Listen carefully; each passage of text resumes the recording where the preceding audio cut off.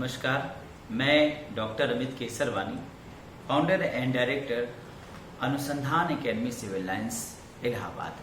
आप सब लोगों का अनुसंधान एकेडमी के इस यूट्यूब चैनल पे हार्दिक स्वागत व अभिनंदन करता हूँ।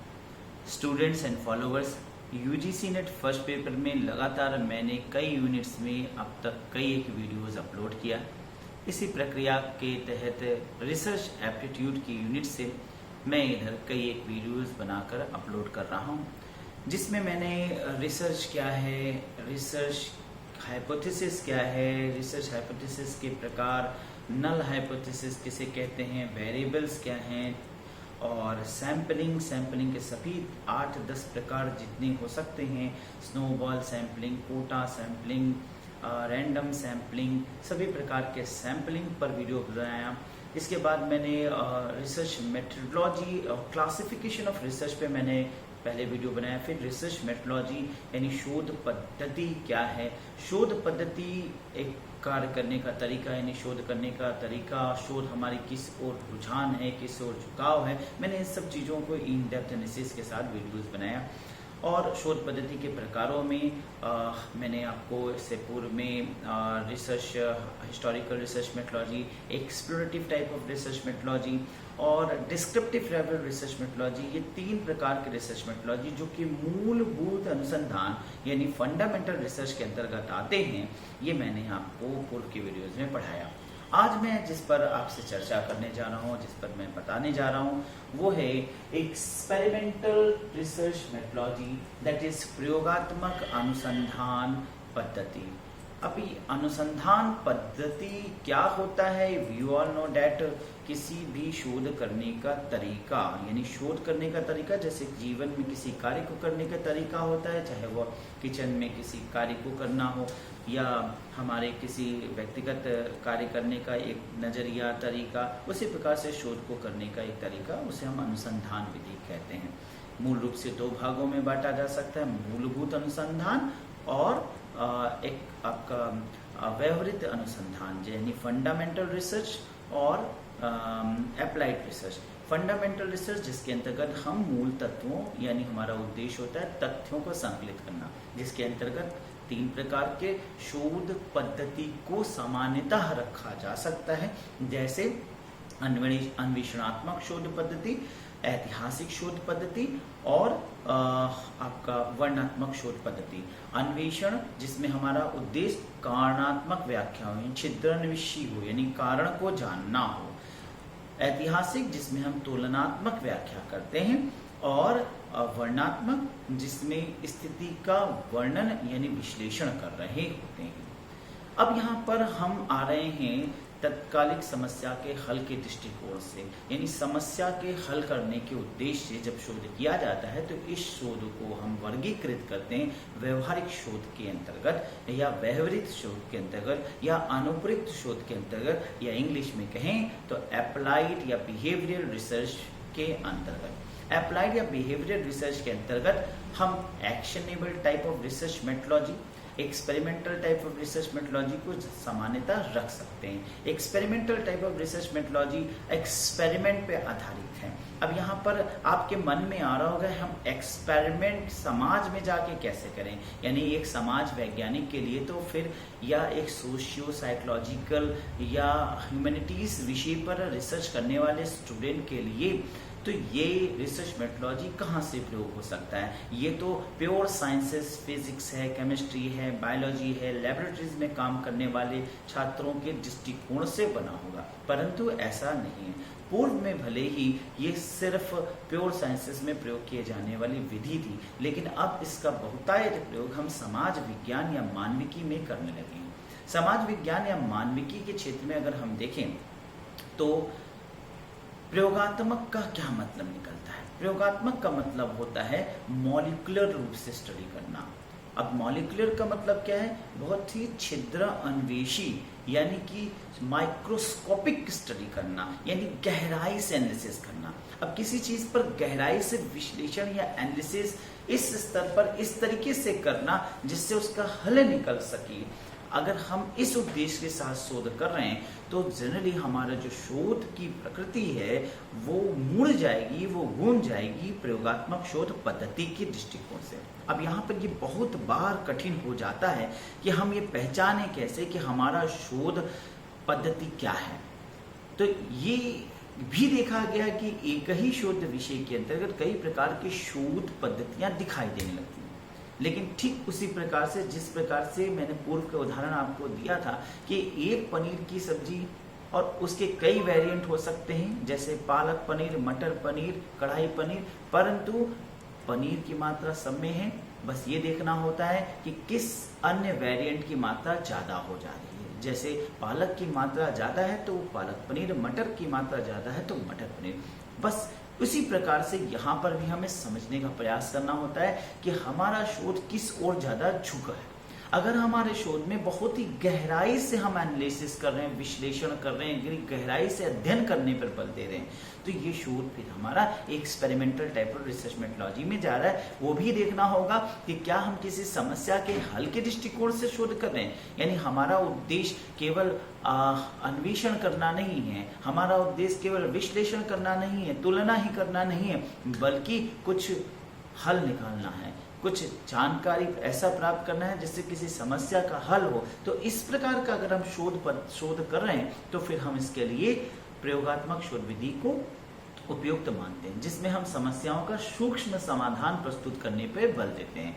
यहाँ यह अर्थ और उपयोगिता की दृष्टि से व्यवहारिक विधि मानी जाती है। इसमें अध्ययन नियमित स्थिति में किया जाता है और यही सबसे ज्यादा पूछा जाने वाला तर्क है। यहाँ पर यह तथ्य सबसे ज्यादा पूछा जाता है कि किस प्रकार की शोध विधि में हम नियंत्रित अध्ययन करते हैं, हेर फेर करते हैं चरों के साथ। अब यहाँ पे इसका मतलब क्या है कि हम अपने अनुसार मैनिपुलेशन करते हैं, अपने अनुसार सजाते हैं, अपने अनुसार फील्ड सेलेक्ट करते हैं। अब अगर हम प्रैक्टिकल दृष्टिकोण से देखें प्योर विज्ञान में, तो प्योर साइंस के अंतर्गत, तो जब हम लेबोरेटरी में कार्य कर रहे होते हैं तो हम अपने अनुसार टेस्ट ट्यूब लेते हैं, अपने अनुसार बीकर लेते हैं, अपने अनुसार लिक्विड लेते हैं, अपने अनुसार उसको रेट ऑफ रिएक्शन कैटलिस्ट लगाकर बढ़ाते घटा सकते हैं, अपने अनुसार टाइमिंग सेट कर देते हैं, अपने अनुसार हम उसको घटाते बढ़ाते हैं। तो ये प्रकृति साधारण रूप से हम अपने अनुसार, फॉर एग्जाम्पल एक छोटे सा और उदाहरण रखेंगे आपके समझ के लिए कि हम दूध को खौला रहे हैं। अब हमारे पास टाइम कम है तो हम उसकी स्पीड खूब तेज कर देते हैं ताकि जल्दी से वो दूध खौल जाए और हम फ्री हो जाए।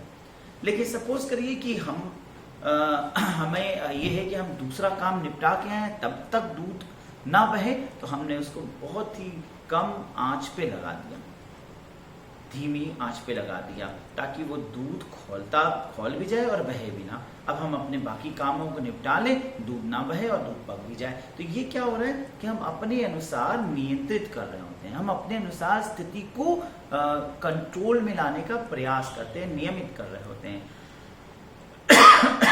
तो बस यही चीज जब एक शोध वैज्ञानिक क्षेत्र में जाकर करता है तो भले ही वो समाज विज्ञान के अंतर्गत या मानविकी के विषयों में अध्ययन कर रहा होता है, वो अपने अनुसार क्षेत्र को नियमित करता है, चरों को सजाता है, नियंत्रित करता है। तो यही चीज हम फिर समाज विज्ञान के अंतर्गत देखने लगते हैं और इसीलिए समाज विज्ञान और मानविकी विषयों में भी प्रयोगात्मक शोध पद्धति का प्रयोग होने लगा। प्रयोगात्मक शोध पद्धति शोध की एक क्रमबद्ध और वैज्ञानिक दृष्टिकोण है जिसमें शोधकर्ता एक या एक से अधिक चरों को हेरफेर करता है और दूसरे चरों को नियंत्रित करता है, मापन करता है। शोधकर्ता स्वतंत्र चरों में हेरफेर बदलाव करता है। स्वतंत्र चर, मैंने आपको स्वतंत्र चर, आश्रित चर बताया था, जिसमें मैंने आपको बताया था कि आश्रित चर स्थिर पक्ष होता है और स्वतंत्र चर होता है जिसे बदल सकते हैं।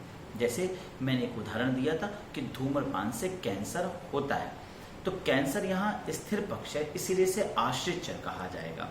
जबकि धूम्रपान के अलावा बहुत से अन्य कारण भी हो सकते हैं जिनसे कैंसर हो सकता है, जैसे अनिद्रा से भी कैंसर हो सकता है, कुपोषण से भी कैंसर हो सकता है। तो ये अनिद्रा, कुपोषण, धूम्रपान, ये सब कुछ बदलती हुई दशाएं हैं, अतः इन्हें बदलकर हम मापन करते हैं, अतः इन्हें हम स्वतंत्र चर कहते हैं। और इसीलिए स्वतंत्र चरों में हेरफेर किया जाता है। ये कई बार प्रश्न पूछा जाता है कि प्रयोगात्मक शोध पद्धति के अंतर्गत हम किन चरों में हेरफेर करते हैं। तो प्रयोगात्मक शोध पद्धति में हम स्वतंत्र चरों में हेरफेर करते हैं, स्वतंत्र चरों में ही बदलाव लाते हैं। आश्रित चर में हेरफेर नहीं होता, क्योंकि उस पर बदलाव होने के लिए स्वतंत्र चरों में जो चर हैं उनको बदलना ही काफी होता है।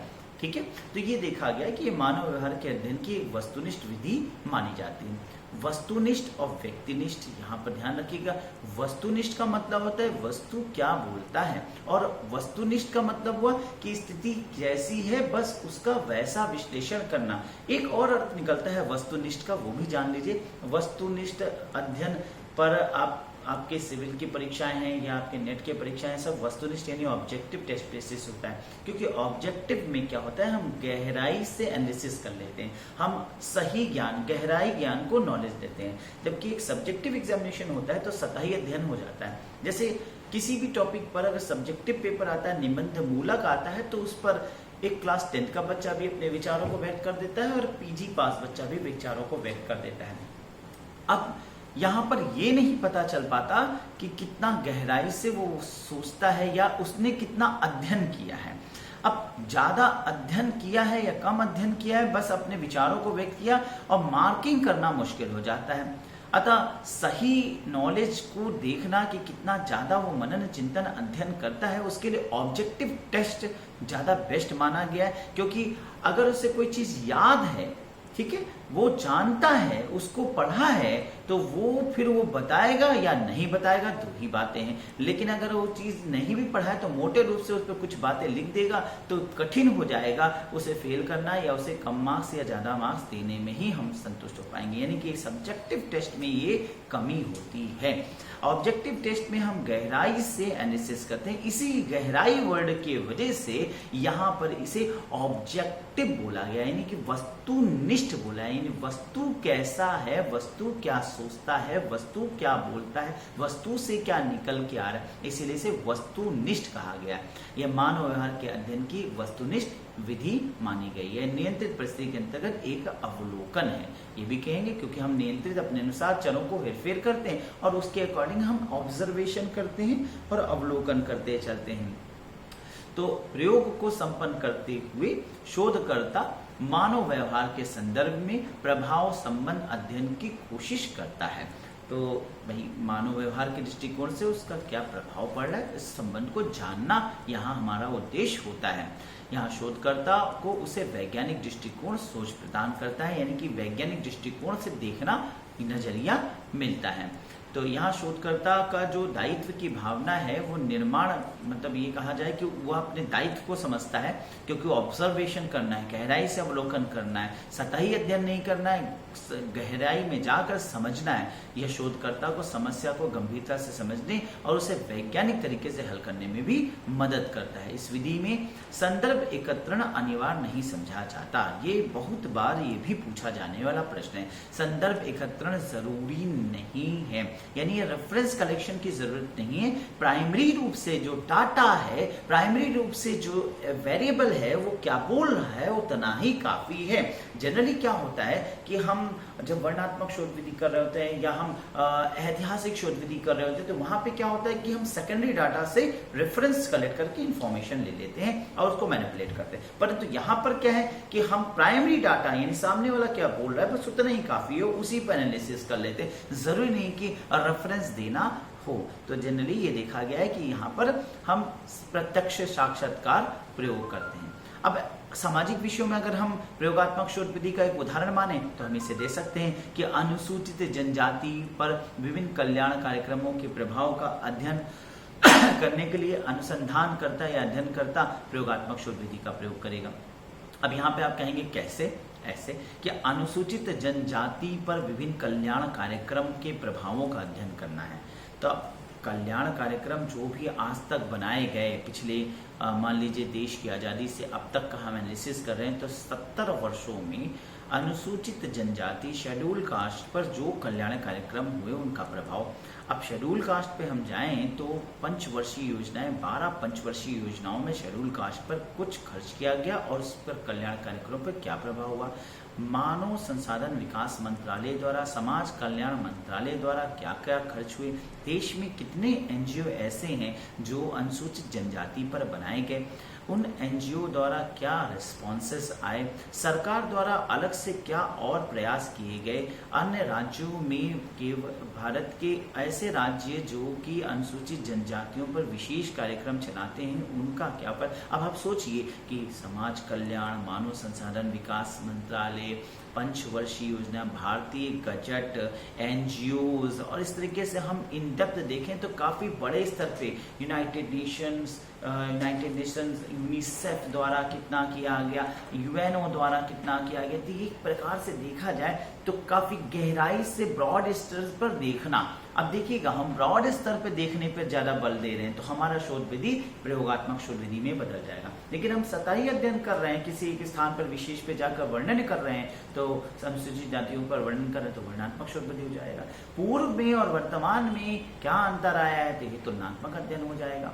अब कारणों की व्याख्या कर रहे हैं कि उनके क्या कारण हैं जो विकास अब तक नहीं हो पा रहा है तो यही फिर अन्वेषण में बदल जाएगा। तो अनुसूचित जाति पे ये अध्ययन हो रहा है, लेकिन देखिए शोध पद्धति कैसे कैसे चेंज होती चली जाती है। इसी प्रकार से तत्कालिक समस्या का हल करना है, हम चले गए उसी समुदाय में जाके निवास करने लगे, तुरंत समझने का प्रयास करने लगे, तो यही actionable type of research methodology की ओर झुक जाता है। इस प्रकार से हम शोध पद्धति का निर्माण करते हैं। तो स्टूडेंट्स, आशा है कि आपको आज का हमारा ये टॉपिक, हमारा ये वीडियो इन्फॉर्मेटिव लगा होगा, और मैं चाहूँगा कि अगर आपको हमारे ये वीडियोस पसंद आ रहे हैं, अच्छे लग रहे हैं, तो अपने कमेंट्स लिख के भेजिए, जिससे कि हमारा उत्साह और बढ़े और हम और भी आपके लिए अनुप्रयुक्त यानी कि यूटिलिटीफुल, फ्रूटफुल वीडियोस को जल्दी से जल्दी बनाएं और आप लोग प्रोवाइड करें। तो फिर मिलूंगा और भी कुछ महत्वपूर्ण content, basically actionable type of research methodology, ex post facto research, इन सब पर मैंने अभी अलग अलग वीडियोस बनाने हैं। तो आपसे जल्दी ही मुलाकात करूंगा। तब तक के लिए आपसे विदा लेता हूं। धन्यवाद, नमस्कार।